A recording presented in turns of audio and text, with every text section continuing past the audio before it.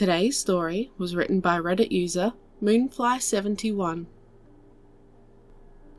Ship's log of Captain Arya Andomi of the GCSS Vartarmionen.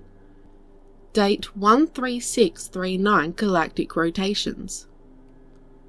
Today I finally filled the ship's two biggest open positions, Head of Ship Maintenance and Head Geneticist Bioengineer. Remarkably, I managed to fill both of these roles with a single interview. A fortuitous coincidence to be sure, as these roles are extremely vital but both require advanced knowledge that is not so easily acquired. On top of this, the size of the Vartarmionen, coupled with our admittedly less than stellar budget, means that we cannot afford any assistants or subordinates for these positions. Meaning, all heads must do all work, important menial themselves. This can be understandably insulting to individuals who are considered professionals in their field. But Matarak was with me today, as I happened to interview a human engineer with much experience working with a variety of starships, including private research vessels like the Vartarmionen. He came highly recommended by several private sector companies from the Sol Hegemony and the United Grassani Worlds, as well as the best recommendation letter I have ever seen from a Zathrek-run corporation for a non-Zathrek worker. The human, by the name of Elijah Andrews, was excited to see new worlds and was more than happy with the offered pay and benefits. I was quite content with having filled one of the empty positions of the ship, but I commented on our newly hired head of ship maintenance that I simply wished I could find a bioengineer who was half as competent as he was. Imagine my surprise when Elijah's face broke into an ecstatic grin and the big dark-haired human began to excitedly tell me of the perfect candidate for the role. Looking back, I should not have been surprised that the human knew a Grassani bioengineer, nor should it have shocked me to hear that they were both looking for work on board the same ship. After Elijah's shining endorsement of his partner, I requested an interview with the young woman. This is how I came to meet Dr. Moran Andrews, a Grassani bioengineer raised Grassant, the Grassani origin world.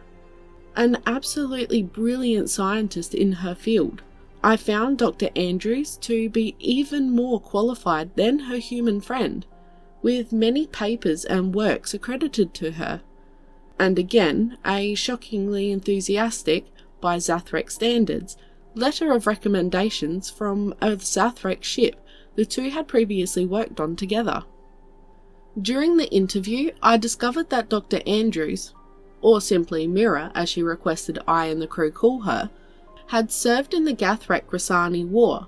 She had received several medals of valor during her term of service on the front lines, a medallion of merit for her participation in the creation of a particularly deadly armoured bug designed to rip apart Zathrek tanks, and several medals of valor from the Sol Hegemony bestowed for her saving of hundreds of human soldiers across multiple conflicts through bravery and skill.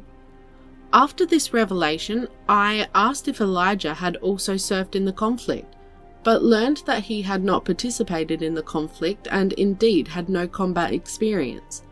This was disappointing considering the dangers of encountering pirates when travelling through the long distances of empty space that our research mandates us to brave. But Mira's skills will be more than welcome and likely never necessary anyways. Very few pirates want anything a research vessel carried, especially one as small as ours. Besides, our security unit is highly competent and consists of several species naturally adept at combat, and these natural skills have only been enhanced by constant training.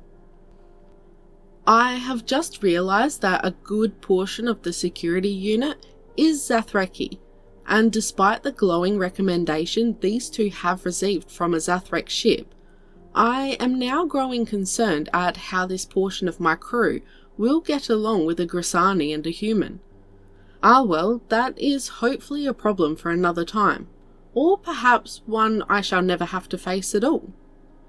Turning back to the ship's new hires, there are some slight oddities in their contracts that I feel prudent to mention. The pair insisted that it be explicitly stated that they could have one shared private room for the two of them, instead of the typical one room per member of the crew. I advised them that such a room would be the same size as a regular one-person room, and not any larger, and the two seemed comfortable with this despite my repeated concern about where both would sleep. When I was told they would share the single small bed in the room, I silently promised to have their room equipped with a larger one to accommodate them both. I can only assume that this behaviour and apparent need to sleep near one another is the result of human pack bonding, which I have been told can induce such behaviour. Perhaps it is a combination of human pack bonding coupled with the trauma that Dr. Andrews has suffered during her time in the war. I could imagine such a thing leaving that brave woman with such lasting scars that might be mitigated by having a trusted friend nearby while she slept. Ah well, I will not pry, although I do remain curious as to how Mira ended up with the same second name as her human friend. Perhaps it is some kind of symbolic ritual, or perhaps her true second name is just hard for most tongues to pronounce, and she has chosen to take Elijah's second name for ease of speech. It would make sense, especially considering that a human pack bond particularly makes those involved family. It wouldn't surprise me if a human were to offer a pack-bonded friend their second name to make their life easier. Such nice creatures, humans, and so curious too. I admit to having never had much interaction or knowledge of humans before hiring Elijah, and certainly I have never had one on my crew. I am quite excited to see how he performs, especially after some quick research on humans and how they affect a ship's crew they are part of. The benefits of having one on your vessel, if the galactic network sites are to be believed, are remarkable. I will continue to learn more about humans as we prepare to exit port, to avoid committing any slights against Elijah's people or culture. Oh, I do love meeting those of new species. It is perhaps my second favourite part of this job, after the research itself, that is. Anyway, that's all for now. This captain, Aria Adomi of the Vartarmian, in her 18th year of captainship, signing off for now.